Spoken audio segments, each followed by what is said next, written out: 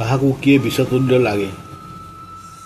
ରାଜାଙ୍କ ଅନୁଗ୍ରହ ବିଷ, ରାତ୍ରି ଭ୍ରମଣ ବିଷ, ଅଜିର୍ଣ୍ଣରେ ଭୋଜନ ବିଷ, ପରନାରୀ ରମଣରେ ବିଷ, ବୃଦ୍ଧକୁ ଯୁବତୀ ନାରୀ ବିଷ, ଯୁବକକୁ ସ୍ଖଳିତା ନାରୀ ବିଷ, ଦରିଦ୍ର ଲୋକକୁ ବହୁ କୁଟୁମ୍ବ ବିଷ, ପାପକୁ ଭକ୍ତି ବା ଧର୍ମ କଥା ବିଷ, ଥଣ୍ଡା ରୋଗୀକୁ ଚନ୍ଦ୍ର କିରଣ ବିଷ, ରୋଗୀର ଅପତ୍ୟ ଗ୍ରହଣ ବିଷ, ସାପକୁ ଗଦ ବିଷ, ପେଚାକୁ ଦିବସ ବିଷ, ରୋଗୀକୁ ଜଗତ ବିଷ, ଗୋଡ଼ରେ କୋଚିଲା ବିଷ, ମୂର୍ଖକୁ ବିଦ୍ୟା ବିଷ, ପଣ୍ଡିତର ପାଶୋରିବା ବିଷ, ଅବେଳରେ ଭୋଜନ ବିଷ, ଦିବସରେ ଶୟନ ବିଷ,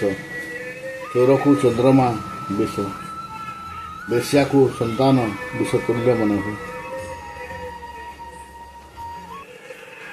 କିଏ କ'ଣ ପାଇଲେ ଖୁସି ହୁଏ। ସ୍ୱାଦିଷ୍ଟ ଭୋଜନ ପାଇଲେ ବ୍ରାହ୍ମଣ, ନବତୃଣ ପାଇଲେ ଗୋରୁ, ଆକାଶରେ ମେଘ ଗର୍ଜନ କଲେ ମୟୂର, ଉଦ୍ୟମୀ ପୁଅ ପାଇଲେ ପିତା,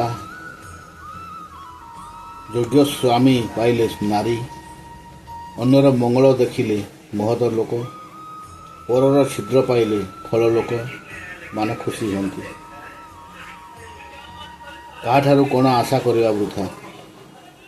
ନପୁଂସକ ଠାରୁ ସନ୍ତାନ, ଭୟାଳୁ ଲୋକଠାରୁ ବୀରତ୍ୱ, ଖଳ ଲୋକଠାରୁ ମିତ୍ରତା, ଦୁର୍ଜନ ଠାରୁ ଶାନ୍ତି, ଚୋର ଠାରୁ ସତକଥା, ବେଶ୍ୟାଠାରୁ ପ୍ରୀତି, ମଦୁଆ ଠାରୁ ତତ୍ତ୍ୱଜ୍ଞାନ, ସର୍ପଠାରୁ କ୍ଷମା, ବ୍ୟଭିଚାରିଣୀ ଠାରୁ ପତିଭକ୍ତି, ସେବକ ଠାରୁ କୋପ ଆଶା କରିବା ବୃଥା।